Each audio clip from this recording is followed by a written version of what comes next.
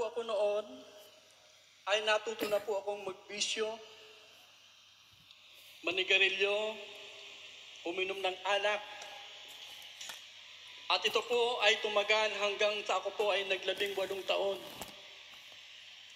At dahil po sa mga iba't ibang uri ng bisyo, ako po ay natutong gumawa ng masasama. At naalala ko po noon, nung ako po ay nasa first year high school pa lamang sa aming probinsya, ako po ay na-kick out. Dahil po, ako ay nagbebenta ng marijuana sa aming eskwelahan. Oh dear. At bukod po doon, mga kapatid, ang akala ko po noon ay hindi na po ako mabibigyan ng pagkakataon na makapag-aral. Sapagat ang sabi po sa akin ng aming prinsipal ay hindi na po ako pwedeng mag-aral kahit saang eskwelahan.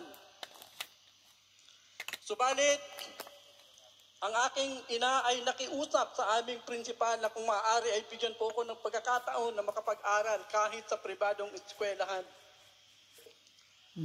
Salamat sa Panginoon dahil ako po ay pinagkalooban ng pagkakataon na makapag-aral sa private school. Ngunit, sa pag-aakala ko po noon na ako ay mapapatino at maaayos ang aking buhay, ay mas lalo pong lumala.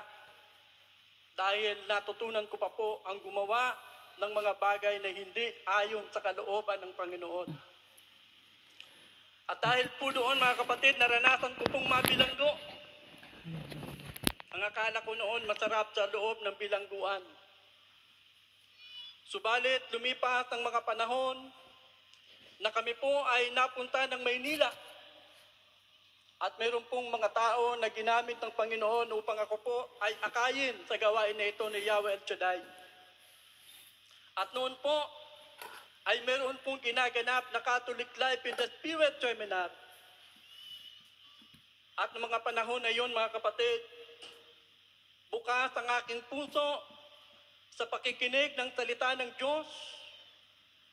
At habang ako po ay patuloy na nakikinig sa bawat paksa na tinatalakay ng mga preachers noon o ng mga disciple, ito po ay tumitimo sa aking puso. Hanggang sa na-realize ko po, mga kapatid, na ako po pala ay isang makasalanan. Hindi pala ako karapat-dapat sa paningin ng Panginoon dahil sa aking pinagdaanan na pangit na buhay. Subalit, mga kapatid, pagdating po doon sa huling paksa patungkol sa tinatawag na pagbabautismo ng banal na Espiritu ng Panginoon, nang tinanggap ko po ang pagbaba ng banal na Espiritu ng Panginoon, unti-unti ko pong naramdaman ang pagkilos ng kapangyarihan ng Panginoon. At sa tulong ng banal na Espiritu ng Diyos, ay unti-unti ko pong nararanasan ang pagbabago sa aking buhay. Amen. At naalala ko po noon, madalas na sinasabi ng aming mga kapitbahay, nang tawag nila sa akin ay adik. At hindi ko po matanggap yon na ako'y sabihan nilang adik. Kaya po ang ginagawa ko pagdating po ng gabi, yung mga kapitbahay ko na nagsasabing ako'y adik, binabato ko yung bahay nila. Praise the Lord.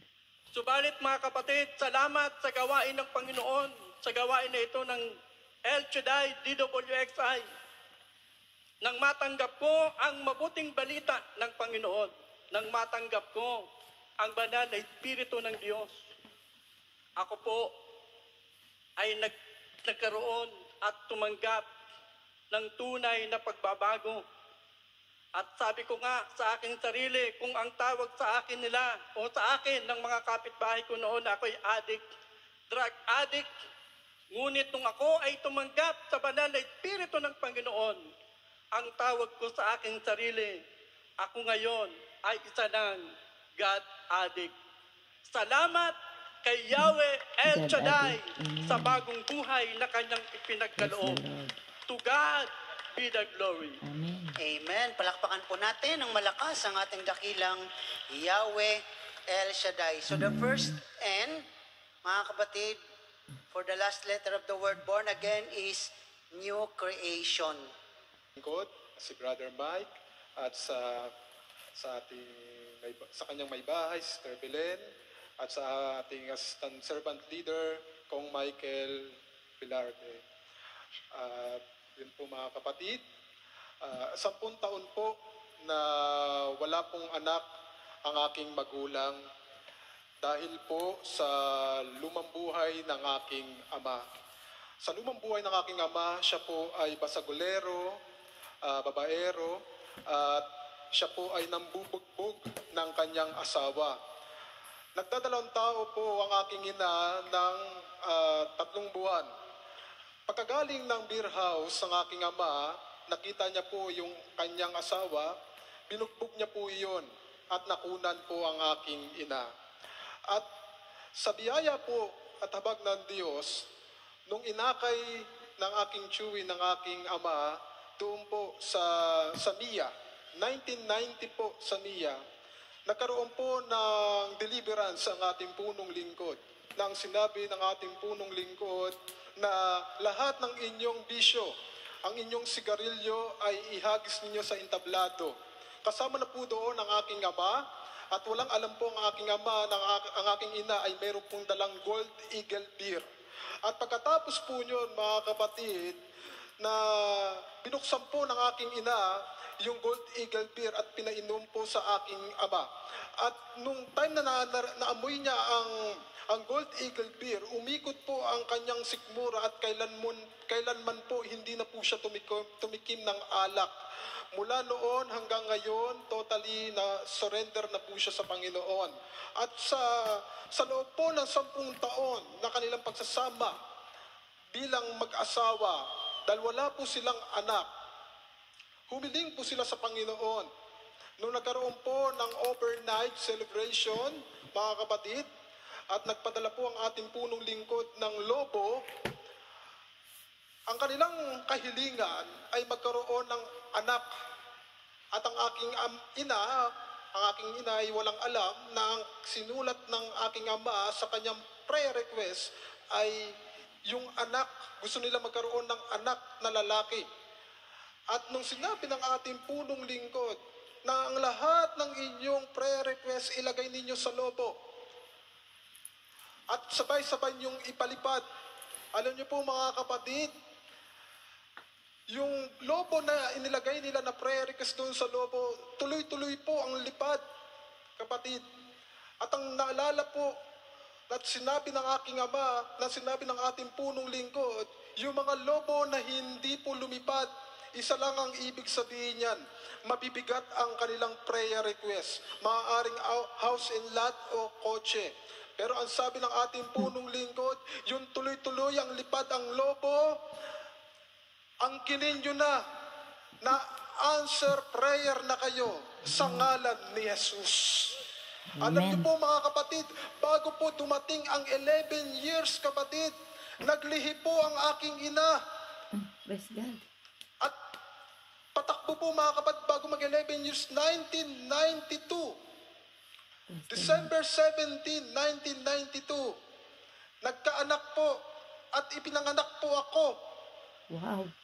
At hindi Praise po God. nagkamali ang kanilang kahilingan na magkaroon ng anak na lalaki. At gayon kapatid, nandito na po ako sa inyong harapan God. na ipinagsisigawan ang kabutihan Praise ni the Lord. Yahweh El Shaddai. Amen. Na tunay nga na buhay si Jesus. Amen. At to God be the glory. Praise God. Praise God. Amen. Palakpakan natin si Yahweh El Shaddai. Praise the Lord. So ang pangalawang N po, mga kapatid, Gayon din po sa atin pong mahal na punong lingkod, si Brother Mike Velarde, to his family and to his wife, si Sister Belen, and sa atin pong assistant servant leader na si Kong Michael Velarde. And ako po si Brother Aldrin Gailan, at isa po akong service volunteer disciple dito po sa ubasan ni Yahweh El Shaddai. At ako po ay nagpapasalamat sa Panginoon sa biyaya ng pagkakataon na ako po ay makapagbabahagi ng kabutihan ni Lord sa aking buhay sa inyo pong harapan. So, ako po bilang isang lingkod ng Panginoon, hindi rin agad ako tumugon sa kanyang panawagan. Pero sa pagkakataon po na ako ay mag-commit sa panawagan ng ating pong Panginoon sa akin pong buhay, simple lamang po ang nais ko Ang sabi ko sa Panginoon, Lord, gamitin mo ako sa kung papaano mo nais o sa papaano mo gusto. Sa kahit papaanong paraan, Lord, basta mapaglingkuran kita, gagawin ko ayon sa kalooban mo. So sa biyaya ng atin pong Panginoon, mga kapatid, ako po ay napagkatiwalaan ng Panginoon bilang isang mamamahayag ng kanyang mabuting balita. And my latest mission po ay nito lamang nakaraan, ako po ay nakauwi, ako po ay nanggaling sa bansang Macau. At masasabi ko po, my dear brothers and sisters, na tunay nga bilang isang lingkod ng Panginoon, hindi madali ang buhay natin bilang mga lingkod. Pero kagaya nga sa atin pong awitin o sa himig na atin pong napakinggan, nothing is impossible with the Lord. Sa mga pagkakataon po at sa mga panahon na ako po ay nagkakaroon ng pag-aalinlangan sa akin pong sarili, sa panawagan ng atin pong Panginoon, kung kaya ko bang gawin o gampanan ang mga responsibilidad o tungkulin na ipinagkakatiwala sa akin ng atin pong Panginoon, He is just always reminding me na pinagkatiwalaan kita. So ito po yung pinagpapasalamat ko sa ating Panginoon, dahil nakalipas naman po ang aking mga misyon sa iba't ibang PFCC, nakauwi rin po ako galing sa bansang Macau, at narito po ako sa inyong pong harapan, ipinagsisigawan na ang Panginoon tunay nga, hindi po nagkulang sa aking buhay. Ipinagkaloob niya sa akin ang karunungan, ang lakas ng loob at ng tapang, para gawin ang misyon at ang gampanin na kanyang ipinagagawa po sa akin. And to God be the glory. Amen. Amen. Malakas na palakpak sa ating dakilang Yahweh El Shaddai. So the third N, mga kapatid, stands for nothing. Ang sabi po sa Matthew 17 verse 20, He replied, because you have so little faith. Truly I tell you, if you have faith as small as a mustard seed, you can say to this mountain, move from here to there, and it will move. Nothing will be impossible for you. Amen po? So the third is nothing will be impossible. Nothing will be impossible for us. Ang kailangan lang po natin, mga kapatid, ay pananampalatayang sinlaki ng butil ng mustasa. Yun lang po ang kailangan natin. And yet, ang butil ng mustasa, mga kapatid, o pwede nyo pong i-search yan sa Google, yan po ay makikita nyo po doon yung size ng mustard seed, napakaliit talaga, mga kapatid. Pero sinabi ng Panginoon, yun lang ang size ng faith na kailangan natin.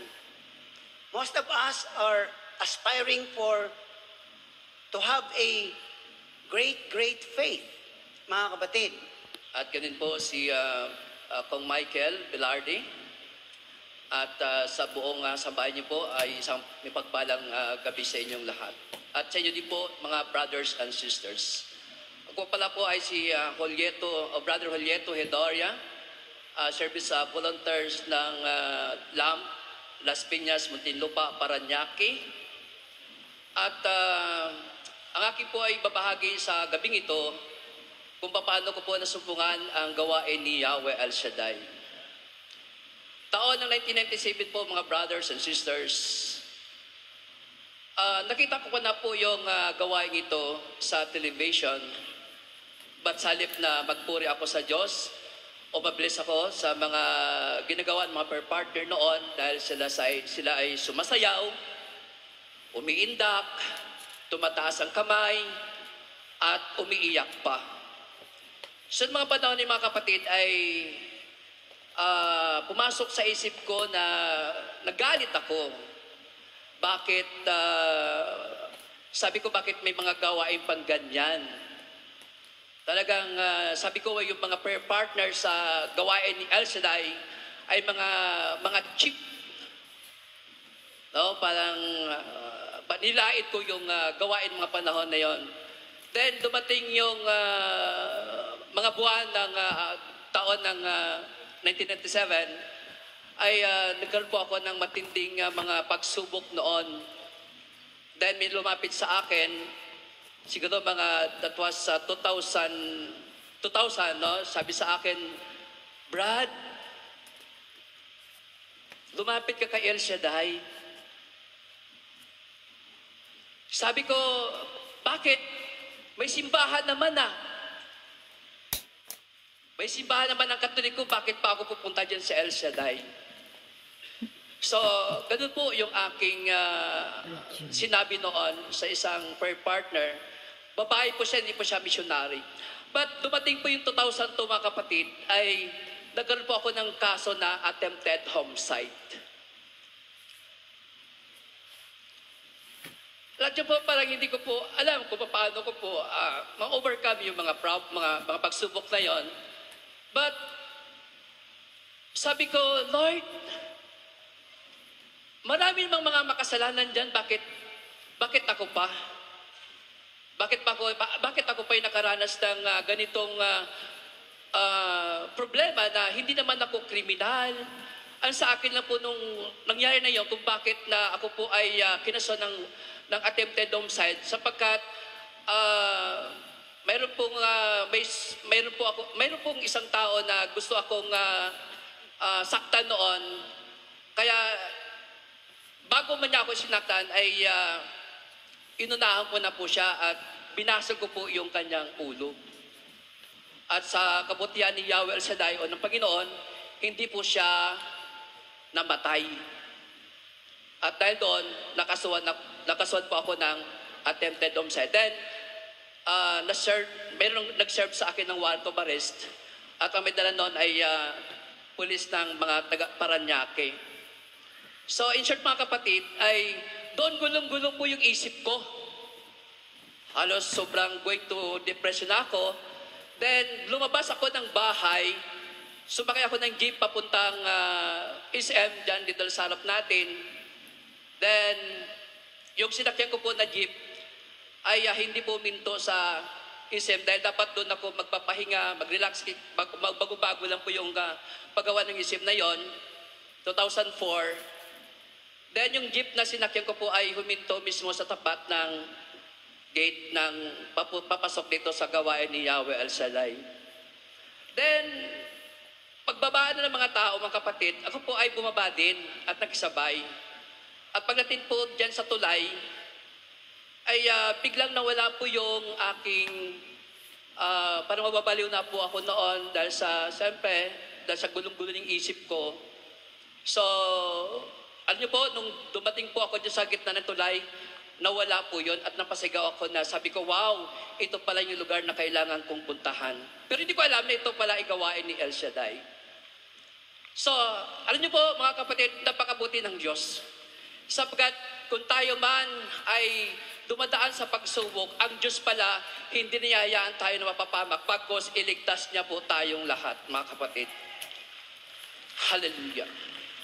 At sabihan ng Panginoon mga kapatid, ay tuloy-tuloy po akong umatin sa gawain ito at inaabot po ako ng 4 years hanggang sa ako po ay nag-decide na mag-volunteer service dito as a preacher, mga kapatid, 2011.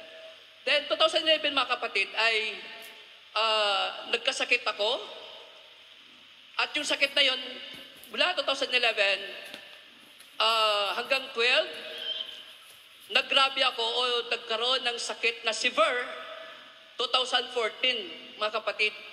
Yung sakit ko po ay sakit sa buto at TB sa baga.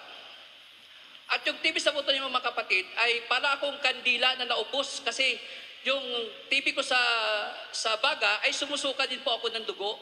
Kaya doon talagang butot balat na po ako at sobrang nabidri din po ako mga kapatid. Then doon sa bidri na yon, iniwan ako ng aking mga mahal sa buhay.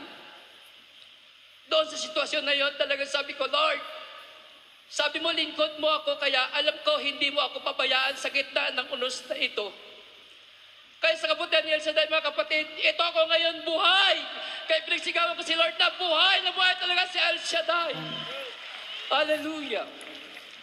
At sabi nga mga kapatid, kapag tayo ay nawala ng kasalanan, no, sabi nga ng awitin, no, I see, not to sin.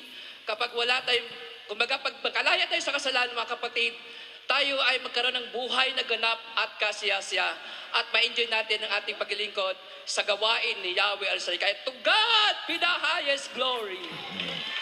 Amen. Malakas na palakpak sa ating dakilang Yahweh El Shaddai. So the fourth N stands for no, or no to sins. Matthew chapter 4 verse 4 says, Jesus answered, "It is written, man shall not live on bread alone, but on every word that comes from the mouth of God." Ang idea po ni Brother Mike dito sa salitang ito na no is, ang mga born again daw, sabi niya nung pinagdinilayan po namin ito, dapat ay marunong ng tumanggi sa kasalanan. Tandaan po natin yan. So dapat marunong na tayong tumanggi sa kasalanan. So yung paggawa ng kasalanan at pagtanggi, ang katotohanan po, nasa atin po yan. Tandaan po natin, the devil has no power to command us to commit sin. Ang kapangyarihan lang at magagawa lang ng diablo is mag-suggest. Makikita po natin yan doon sa Genesis chapter 3, di ba? Nag-suggest lang naman siya kay Eva. Kaya lang, ang nangyari lang po kasi kinagat ni Eva yung bait of suggestion, yung pain ng mungkahi, kinagat niya yon para siyang isda na nahuli po siya sa bingwit. So ganyan po ang madalas na po pwedeng mangyari sa tao kahit na born again tayo, mga kapatid.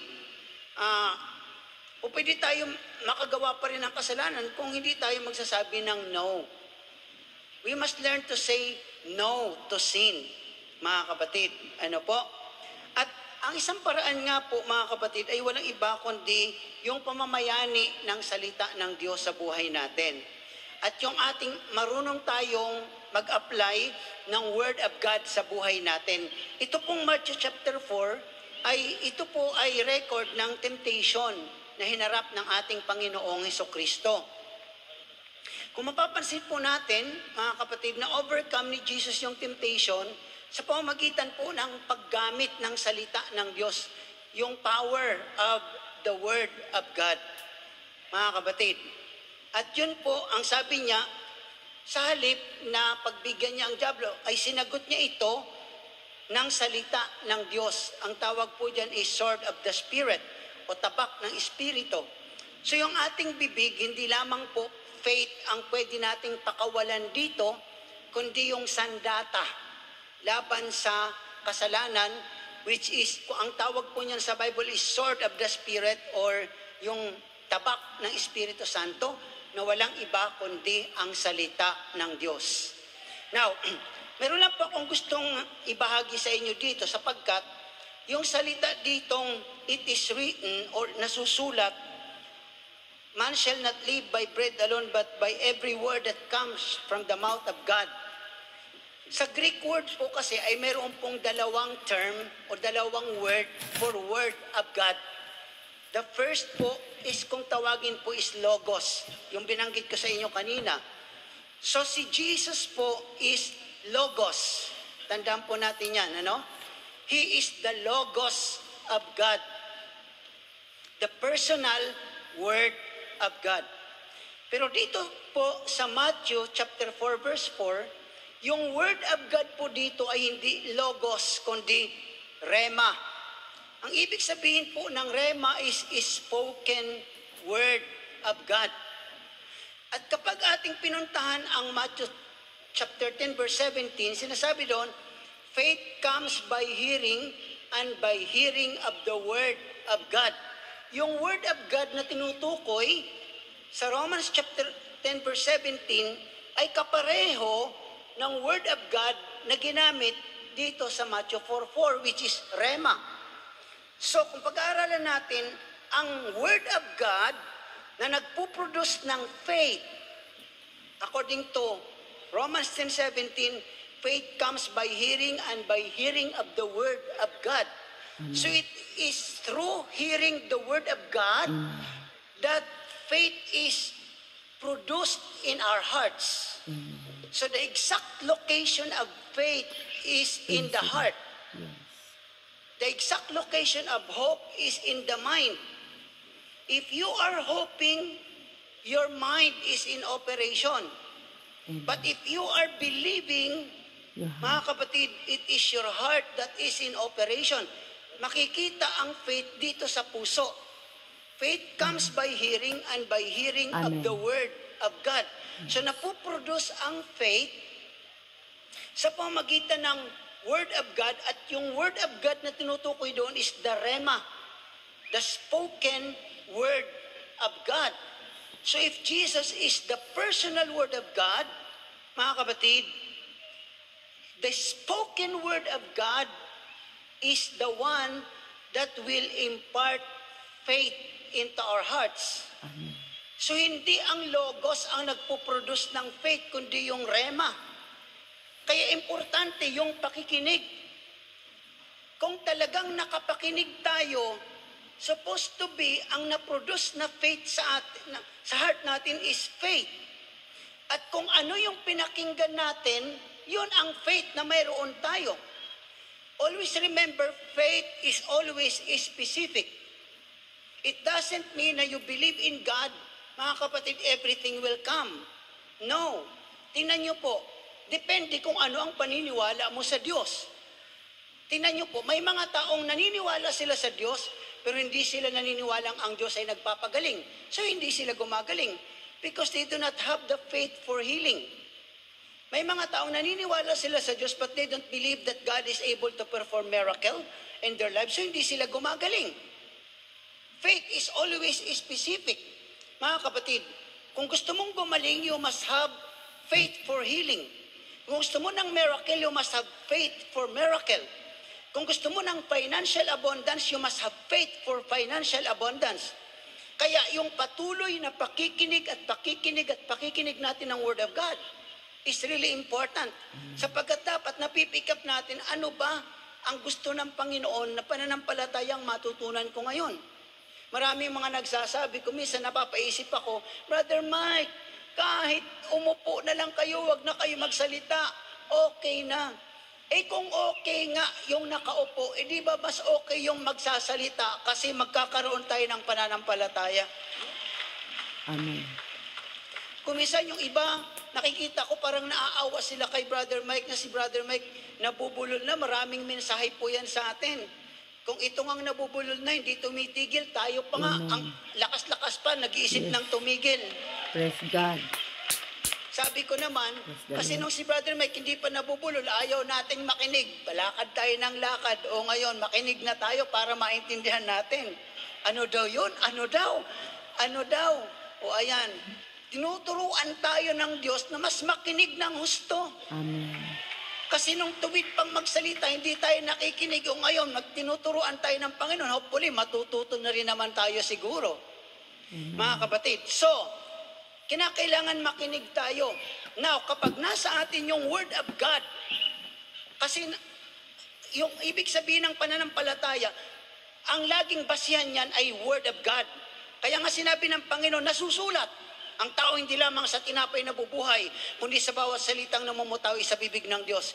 Bakit nasabi ng Panginoon yon? Sapagkat yun ang salitang mayroon siya sa kanyang puso. Tingnan nyo po, madalas sa atin tameme tayo pag may problema. Kung hindi gagawing umiyak na lang, tatahimik na lang, hindi tayo nagsasalita. Kasi walang lumalabas, kasi wala namang laman. Pero kung may laman na pananampalataya ang ating mga puso, palabasin mo yan. At ano mangyayari? Himala, tagumpay, kagalingan. Praise God. Praise Tandaan God. natin, gaano mang kalaki ang problema, it doesn't matter. True Christianity does not deny the reality of problems. True Christianity does not deny the reality of sickness and negative circumstances. Lahat yang sakit, problema, pagsubok, at karamdaman, lahat yan, totoo yan. At ang mga anak ng Diyos, hindi nila yan dinideny na hindi totoong may sakit ako. Totoo lahat yan. Pero kaya nating magtagumpay sa pamamagitan ng pananampalataya. True Christianity and true born-again person does not deny the reality of sin. Totoo yung kasalanan. But we can say no to sin because we have the Word of God in Amen. our lives. Amen. Amen po ba? Yes. Kaya kung gusto natin ng himala, you can have it tonight. Praise God. Gusto mo, ano man ang gusto mong gawin ng Diyos sa iyo, makinig po kayo, tumingin kayo sa akin. Praise the Lord. Kahit Amen. nasa Praise the screen Lord lang, si brother. kung ano man ang gusto mong gawin ng Diyos sa iyo, kailangan ikaw at ang Diyos ay magtagpo ngayong gabi. Praise God. Amen. Paano magtatagpo? Walang imposible sa Diyos, wala ring imposible sa iyo.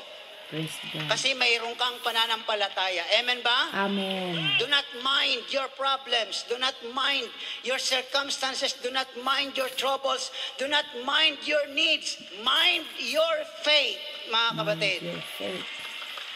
Amen po ba? Amen. Tumayo kayong lahat, mga kapatid. So, ano po bang kailangan nyo ngayong gabi? Bago tayo sumigaw, kinakailangan sabihin nyo pa rin sa Panginoon, anong gusto nyong gawin ng Diyos sa buhay nyo? Now, ang sabi ng Panginoon sa Matthew chapter 20, tandaan po natin, ang sabi niya po doon, Matthew 17:20, sabihin mo. So, walang gagawin ang Diyos kung wala kang sasabihin. Praise God. Pero kung may sasabihin ka ngayong gabi, may gagawin si Yahweh El Shaddai. Amen.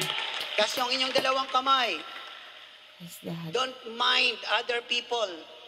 Huwag nyo intindihin yung mga katabi nyo, mind your faith. Amen. Just close your eyes. Amen. Now you will exercise your faith. You will release your faith. Hindi ko alam kung anong kailangan nyo, pero siyempre alam nyo po yan, di ba? Ano ang gusto nyong gawin ng Diyos? Buksan nyo ngayon ang inyong bibig.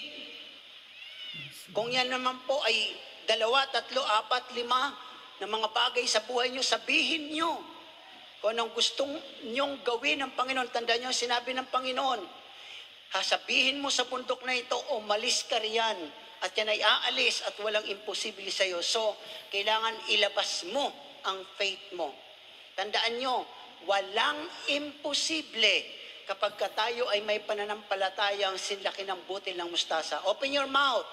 Sabihin nyo ngayon kung ano ang gusto nyo na gawin ni Yahweh El Shaddai sa buhay nyo, sa finances nyo, sa family nyo, sa mga anak nyo, sa asawa nyo, sa magulang nyo, whatever it is.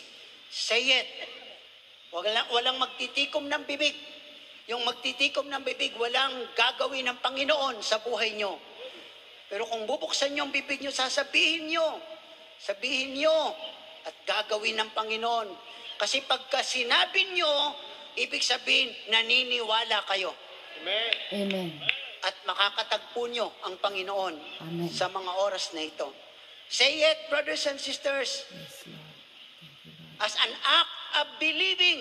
Amen, Lord. Mga kapatid, bilang pag-akto ng ating pananampalataya, sabihin mo. Amen. At kung ano ang sinabi mo at sinasabi mo pa ngayong gabi, kinakatagpo ka ni Yahweh El Shaddai. Thank you, Jesus. Hallelujah. Thank you, Lord. Thank you, Lord.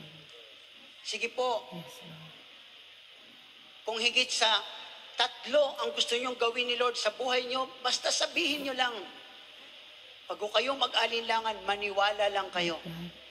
at gagawin ng Panginoon. Hallelujah. Salamat, Panginoon. Salamat. Thank you, Jesus. Salamat po, Lord. Thank you, Salamat, Lord God. Salamat sa kanyang palataya. Lord, thank In you the so name much of sa Jesus, pagpapatulong nothing mo is sa amin, impossible sa with aking us. account. Lord, sa iyo wala imposible, Panginoon. Because we Tulungan are mo a po new ako, Lord, sa ating creation, nothing is pananampalataya, impossible sa ating with God, pananalig sa iyo, with us. Panginoon. Because we have the mustard, the faith as big as the mustard seed, nothing is impossible with us. Salamat po, Panginoon, nakatagpo namin kayo sa gabing ito.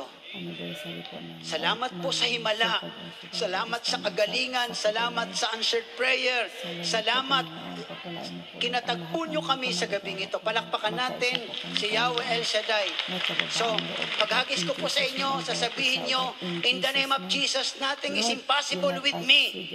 In the name of Jesus, nothing is impossible with me. Handa na kayo? In the name of Jesus, nothing is possible with me. In the name of Jesus, nothing possible with me. In the name of Jesus, nothing possible with me. In the name of Jesus, nothing is impossible with me. God Amen. bless po. Praise God. Praise the Lord. Praise God. Praise the Lord. In the name of Jesus, nothing is impossible. Walang imposible sa pangalan ni Jesus sa ating mga kahilingan. Thank you, Lord. Sana pakaganda pong mensahe sa katagumpay ng gawain po. Doon sa Ambel, Panginoon. Salamat, Panginoon, sa mga nagpatotoo, buhay na nagpatotoo, Panginoon, sa kanilang karanasan sa iyo, Lord. talagang napakabuti mo, Panginoon. Salamat po at kay Brother Rico Lakaw na binigyan mo siya ng karunungan, Panginoon, upang magbigay po, Panginoon, sa amin ng inspirasyon. Thank you so much, Lord. Thank you.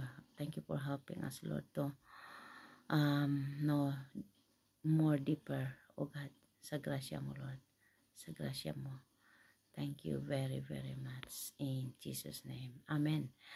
Pagpalain mo rin po, Lord, ang lahat ng manonood, makikinig sa video ng ito. Ding ginawa ang kanilang mga kahilingan. Sino man sila, hindi ko kilala kung sino man po ang mga kapanood nito, pero kilala mo po sila, Lord. Please help them.